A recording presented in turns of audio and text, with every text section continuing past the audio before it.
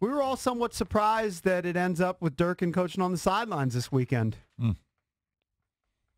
I mean, somewhat surprised is like the mildest reaction I think is possible. I think it's unconscionable. I think it is a stain, not just on the athletic department, but on the school as a whole.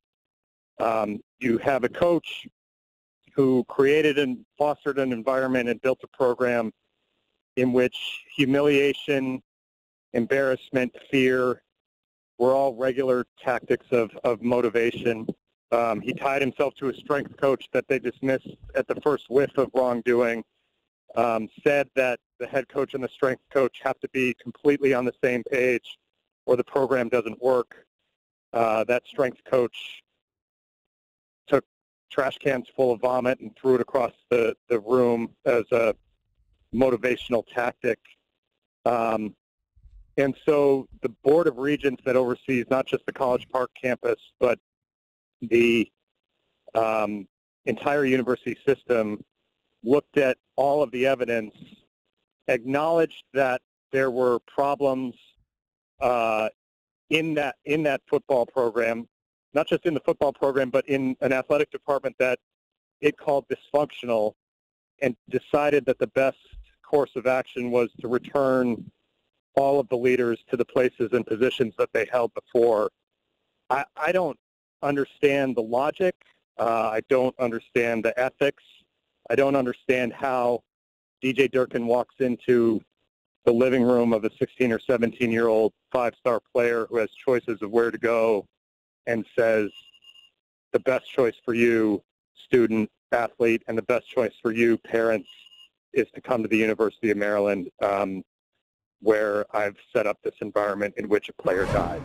Mm-hmm. You know, I'm a Maryland grad, two-time grad, right? I went there for my undergrad and for my graduate work. So, the whole thing is just a debacle. It's one disaster after another at Maryland. This is the most severe since the bias case because it ends up in a death.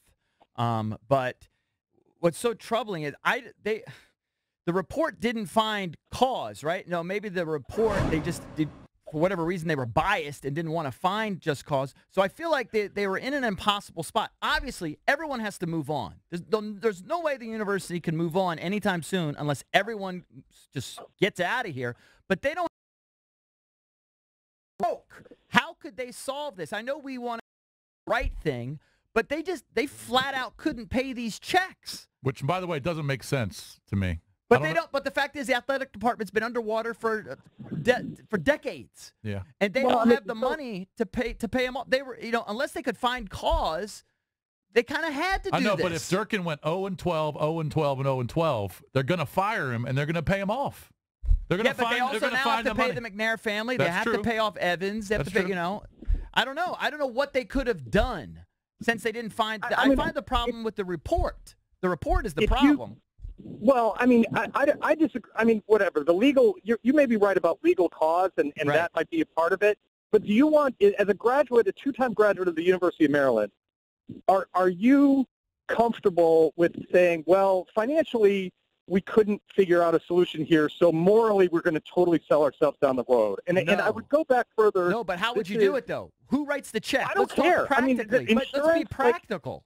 Like, take a loan. Like, I mean, I don't know. I'm not going to pretend to be a banker, an accountant, a lawyer. I don't know. It's a $10 million loan. I'm just saying, if you, first of all, you can trace this back, that financial situation back, that they went for the money grab of the Big Ten and alienated everything in their athletic history. Agreed. Because they were trying to make things financially right. How is that working out? Not well. I would argue that some of this starts with the inherent University of Maryland athletics and entire campus has, in part, they led them into a money grab with the Big Ten that was short-sighted and we're learning has not solved their financial problems to the degree that they sold it to state legislatures and longtime alums saying this is going to make things better. Is it better this morning? I'm not saying that the move to the Big Ten caused Jordan McNair to die, but I do think that the fact that the place is flailing for an identity created a situation where DJ Durkin who worked for two big-time football coaches, was trying to ramrod big-time football and that sort of ethos down the throats of the kids at the University of Maryland, and that created an environment in which a kid died. Yeah, but here's the thing, Barry, and I hate to be on this side because apparently I'm the only one that is sort of on the side, and I wish they all would move on. I wish they'd write the check, find the money, and all move on. But at the end of the day, the poor kid, and I feel horrible for his family. It's the worst tragedy ever. I'm a father of 3 kids. I can't imagine the pain. But the kid died on a routine workout. A 10-110 is a routine high level of football workout for kids. That didn't kill him. Not what killed him was the the trainers. 320-pound lineman. Not for a 320-pound lineman. Standard. You can talk to coaches at other places, sports science people at other places that say, why would a position player who's never going to be asked to run 110 yards be doing those repeatedly? And put aside the propriety of the workout, I would say that the environment that was created was when a kid was struggling in that workout, DJ Durkin's program's reaction was, let's not help him, let's hurt him. These trainers stood to the side. It's an easy diagnosis if you talk to experts in heat stroke. Not only an easy diagnosis, there's easy solutions. Have a ice tub right there and put the kid in it, and we're not having this conversation, and DJ Durkin has coached 8 games, and we're evaluating him as a football coach, not as a man. Well, Barry, that's ultimately – I'm sorry to interrupt you, but Barry, that's ultimately why I blame the trainers more than I do DJ. The trainers failed them. And I know that there's a conflict between the trainers and coaches. I get it. I understand that conflict.